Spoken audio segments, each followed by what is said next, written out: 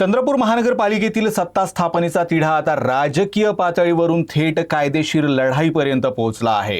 काँग्रेस नेते विजय वडेट्टीवार यांच्या गटानं विभागीय आयुक्तांविरोधात उच्च न्यायालयात याचिका दाखल केली आहे।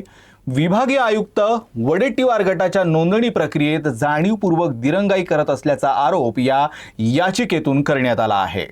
वडेट्टीवार गटाकडून सादर करण्यात आलेल्या नगरसेवकांच्या प्रमाणपत्रांवर आणि स्वाक्षऱ्यांवर विभागीय आयुक्तांनी आक्षेप घेतला असून ही भूमिका राजकीय दबावाखाली घेतली जात असल्याचा गंभीर आरोप वडेट्टीवार गटाने केला आहे। सरकारच्या दबावाखाली नगरसेवकांना महापौर निवडणुकीच्या मतदानापासून वंचित ठेवण्याचा प्रयत्न सुरू असल्याचा दावा देखील या गटाने केला आहे। दरम्यान विजय वडेट्टीवार आणि खासदार प्रतिभा धानोरकर यांच्यातील पक्षांतर्गत वाद थेट दिल्लीपर्यंत पोहोचला होता। वडेट्टीवार गटाने केंद्रीय नेतृत्वाकडे दाद मागत दिल्ली गाठली होती। या पार्श्वभूमीवर काँग्रेसचे राष्ट्रीय महासचिव के.सी. वेणुगोपाल यांनी मध्यस्थी केल्याच्या चर्चा माध्यमात झळकल्या।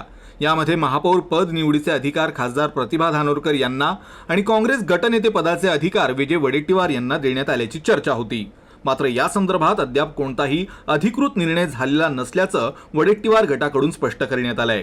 पक्षांतर्गत वाद अद्याप सुटलेला नसतानाच आता विभागीय आयुक्तांविरोधात थेट उच्च न्यायालयात याचिका दाखल झाल्यानं काँग्रेसमधील राजकीय संघर्ष अधिक तीव्र झाला आहे। त्यामुळे पक्षांतर्गत तोडगा आणि हायकोर्टातील याचिकेवर काय निर्णय होतो याकडे संपूर्ण राजकीय वर्तुळाचं लक्ष लागलंय। येत्या 10 तारखेला होणाऱ्या महापौर निवडणुकीवर या घडामोडींचा थेट परिणाम होण्याची शक्यता देखील व्यक्त केली जाते आहे।